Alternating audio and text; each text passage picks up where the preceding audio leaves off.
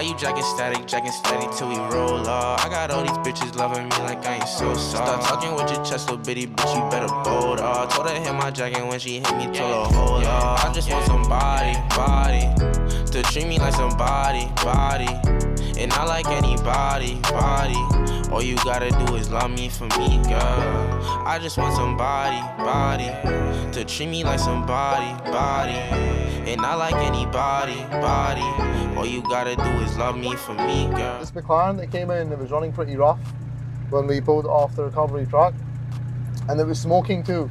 So we replaced the PCV, and now I've had some time to data log it to see what's going on, why it's idling so erratically. What I found is pretty interesting. This engine has 4 camshafts, 2 per bank. There's an intake and an exhaust camshaft on each side of the engine. Now, the camshafts have got variable cam timing, so what happens is the oil pump sends oil pressure into a solenoid that controls the camshaft position. So if the ECU tells the engine that I need 6 degrees of cam timing, it will send enough oil pressure for 6 degrees of cam timing. However, if you don't have enough oil pressure inside the engine, the request is not met. In this case, the engine is asking for 10 degrees of intake cam angle, but it's only getting 2 degrees of intake cam angle. If this was isolated to one bank, that would mean that it could be a cam phaser or it could be a cam solenoid. But if all 4 camshafts on both sides of the engine are being affected, it usually means it's due to lack of oil pressure. This you can check on the logs as well. What I did on this was I let it idle with the AC off. That's when the idle was at its lowest, and checked if the camshaft request set point was met or not, and it wasn't. Then I raised the idle by checking the oil level in the car. As you know, that raises the oil level to 2000 RPM. The oil pump is RPM based, so the more RPMs you've got, the more oil pressure you've got. Now, once we held it at 2000 RPM, the camshaft request set point was met, which confirms that it is an oil pressure issue within the engine. So this could be due to bearings that have worn away inside the engine. It could be a weak oil pump. Not quite sure. We'll need to investigate it, pull the oil filter out, see what's going on, and try and get down to the bottom of what exactly it could be. So if you check this out on the logs, if I pull up intake cam angle commanded, so the commanded is in red, that's what the ECU is requesting. Then if I pick up intake cam measured on bank 1 and bank 2, you can see when the idle is at 900 RPM, so engine speed showing 900 RPM, the intake cam angle being requested is 10 degrees, and what the measured position is 1.4 degrees on bank 1 and 1.6 degrees on bank 2. It goes to 2 degrees. Long story short, the request is not being met. Now, if I go a little bit further along and I go to check the oil level on the car, you can see that the intake cam request is 10 degrees and the actual is between 10 and 11 degrees. Being within 1 or 2 degrees is acceptable, but if you're requesting 10 and getting 2, that's way off. It's way off. You know I'm on my phone, I pick it up when it ring. You know I hit you back cause you was my everything. You know you be my queen if you let me be a king. You know you win the game, so I got it. We've had this McLaren roll in. 2 faults with this. Smoking from the left bank, and the window on the right hand side of the car doesn't go up when you want it to go up from the driver's side. This is actually a really common thing on McLarens. When the battery dies and it's left for an extended period of time, the switch pack inside the door control module forgets its memory. So it forgets whether it's on the left side or on the right side. So what you need to do when this happens is run the software updates and align the vehicle configuration to reset it.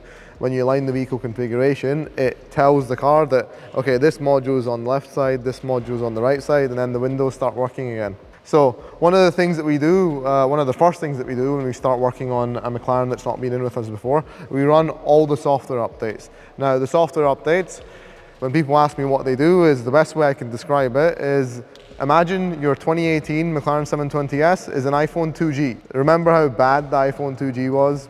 It was horrible, right? We're now in 2025. There's now an iPhone 15. Imagine it takes the electronics on your McLaren, that's from your transmission, your driver interface, your stability control, your door control modules, your chassis control unit, steering angle sensor, probably a bunch I'm missing, electro-hydraulic, power assisted steering, your ABS control module. So it updates all the software from a 2018 car when McLaren released the car and they knew that it had a lot of bugs to 2023, 2024 McLaren software, right? So it brings the car up to date. What this does is it just makes the electronics behave a little bit better. You don't get the common, McLaren random errors anymore. You don't get the Bluetooth disconnects. You don't get the switch packs in the windows forgetting their memory. The car just behaves better overall, so it's well worthwhile doing. It's something that the McLaren dealers don't do. I don't know why, but if they did it, the older McLarens, 2018, 2019, 2020, would behave so much better. So on this car, we've ran through the software updates now, updated all of the modules, aligned the configuration so the door control modules are working correctly. And now we're just doing some diagnostics to see why it would be smoking from the left bank. This is a tuned McLaren. It's stage 2, it's got downpipes on it, it's got a straight pipe as well, I believe. One of the things is the cars that have downpipes, the smoking is a lot more apparent because there's no cats for the oil to burn off into and disappear or be filtered out. So if it's a decat and your car is burning oil, it will be a lot more apparent on the decat car. So it can only really be 3 things on these McLarens. One is your PCV. We pop the PCV diaphragm off to check if the diaphragm is torn or not. So we've had quite a few McLarens in where the diaphragm is torn and that causes poor crankcase ventilation. So there's a bunch of oil in the intake manifold. If you have a look in the intake manifold, you'll see, it's just caked in oil and the diaphragm will be torn as well. Number 2, valve stem oil seals. Really common on McLarens. The valve stem oil seals, way to check these is if you let the car idle with the AC off. The AC must be off because when the AC is on, the car idles a little bit higher, idles at around 1,000, but when the AC is off, it idles at around 650, 700 RPM. So with the AC off, idling at 650 RPM, the intake manifold in the cylinder head is in a vacuum, right? So when it's in a vacuum, if it's the valve stem oil seals, the oil will be being pulled from the cylinder head, where the cams are and the valve springs are, into the combustion chamber from the back of the valves. So this is because the car is in a vacuum state at idle when the RPMs are really low. If you let the car idle with the AC off for a good 10 minutes or so, and then blip the throttle, right? Blip the throttle, that will tell you if your valve stem oil seals are short or not. So we're gonna go through the diagnostics on this and keep you covered on what we find. So diagnosing why the left bank on this car is smoky. Got the PCV out now to see if the diaphragm is torn. This diaphragm looks like it's in healthy condition. So just gonna test it to make sure it's holding pressure and gonna put it back in, move on to checking the valve stems and other components. The positive crankcase ventilation is always the first thing we check because the diaphragm is something that's quite common to tear over time, but this one in this case is totally fine. So I'm going to put this back in and move on to the next thing.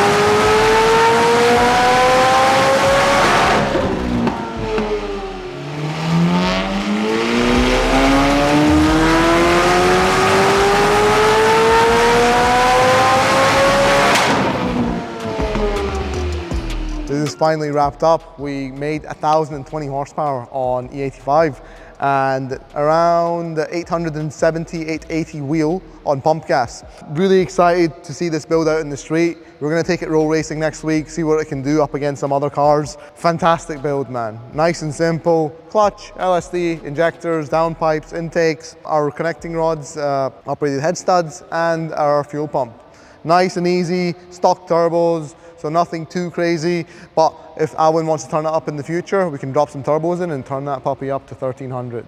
This will be a nice car that you can, beat on every single day, summer, winter, at the racetrack, at the drag strip, and it will perform in all conditions. Tailored, my outstanding payments swift like Taylor, and boy I owe them man a beating, but don't watch what I'm making. Just know I put both of the P's in up at the same time. I put the pay in pagan. Man wanna beef, don't know what the stakes is. Broad daylight, doing nigga on a day shift. Free scales, got 'em living on basic. My location changes quicker than gears on a brand new Porsche Cayman. I told RJ put down a line and he did, but he's got another 3 like H's. I gotta watch for the greed and the hatred. I'm saying who's on votes, we'll hit up a nigger and see